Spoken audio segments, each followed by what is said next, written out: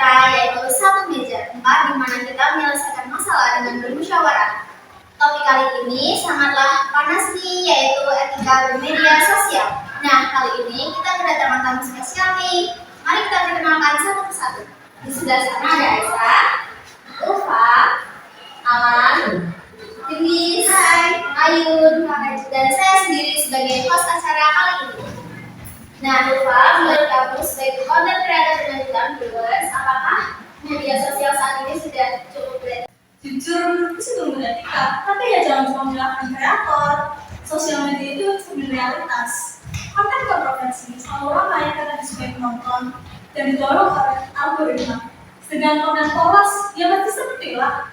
Jadi, penonton dan algoritma ya harus bertanggung jawab juga. Tapi kan kreator yang punya panggung Ulfa, kita itu sebagai netizen cuma dikasih umpan doang.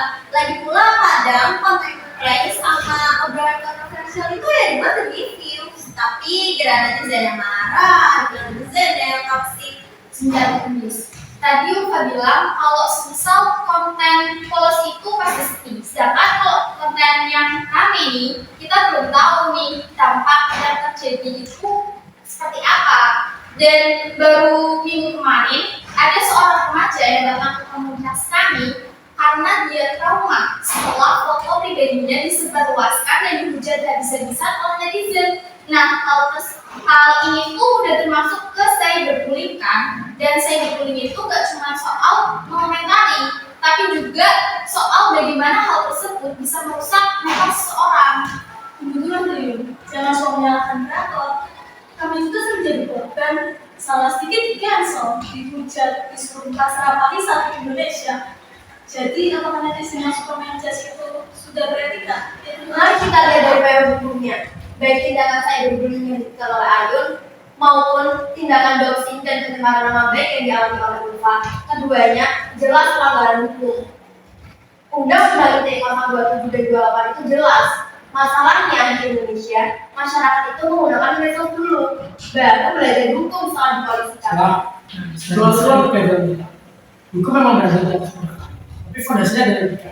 Jika seseorang hanya melakukan hukum, mereka cenderung akan memilih untuk mengikuti. Tapi jika mereka punya etika, itu sudah tidak diawasi, mereka akan bisa mandiri. Tapi sayangnya kita sedang krisis empati di dunia digital. Tapi lah, etika itu relatif. Apa yang benar buat kamu belum tentu benar buat orang lain. Kalau semua ibadah sama etika, terus jadi garing dong.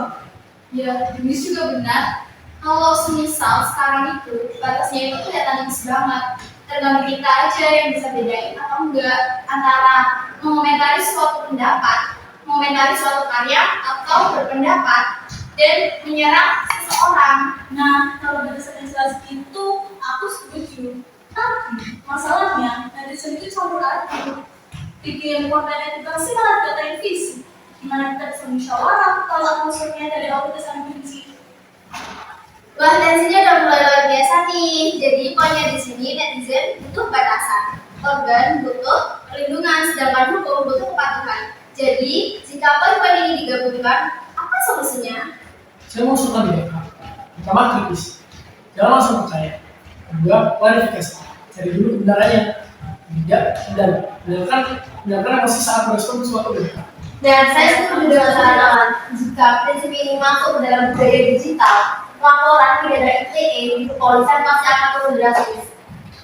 Hukum harus jadi bantai terakhir, bukan jadi alat untuk balas dendam. Sebagai kreator, aku siap ambil peran buat bikin itu sosial lebih baik. Aku bakal janji buat bikin konten edukasi digital untuk para followersku. Dan dari sisi komunitas, kami juga akan terus mengawal agar ruang digital tetap aman dan ramah bagi korban. Kita juga perlu fitur moderasi komentar yang lebih tegas dari platform media sosial. Aku setuju banget sih sebagai netizen. Kayak jaga aku tuh punya dampak yang besar. Jadi aku harus saring dulu sebelum aku share. Nah, kesimpulannya jelas kan teman-teman. Nah, dari masalah ini, mari kita kembangkan etika dalam media sosial. Stay creative and critical. Bye!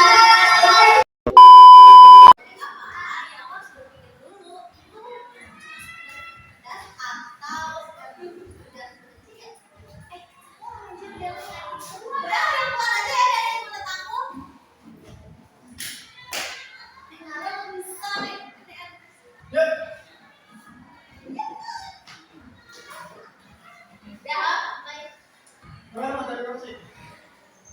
Ya. Ayo Ayo. kita main iPhone.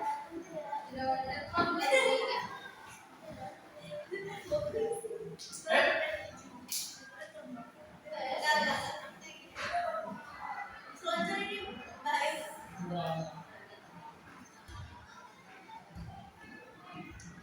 Halo semuanya, selamat datang di. Kalau bisa ada orang kayak gitu ya.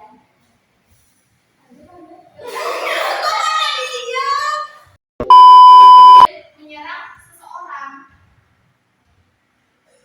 Udah ini babak 3. Jujur aku salah. Aku salah. Masuk kok. Nah itu siapa? Itu kenapa Rama, ini babak 3 ya. Satu, dua, tiga. Nah, saya setuju dengan saran Alan. Jika aplikasi ini masuk ke dalam dunia digital, maaf ya, Mau lanjutnya sih. kan? Mau, nah dulu kan? Yuk, go. Ayo. Musik. Kan jangan ya. Satu, dua, tiga. Dan saya setuju dengan saran Alan. Jika prinsip ini masuk ke dalam budaya digital, laporan pidana ITE di kepolisian dalam budaya digital. Sabut. Laporan pidana ITE Jangan nongol.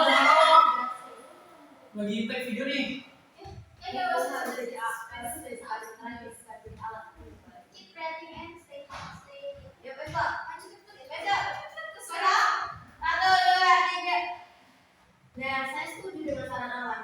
Jika prinsip ini masuk dalam budaya digital, maaf ya, Mau lanjutnya sih.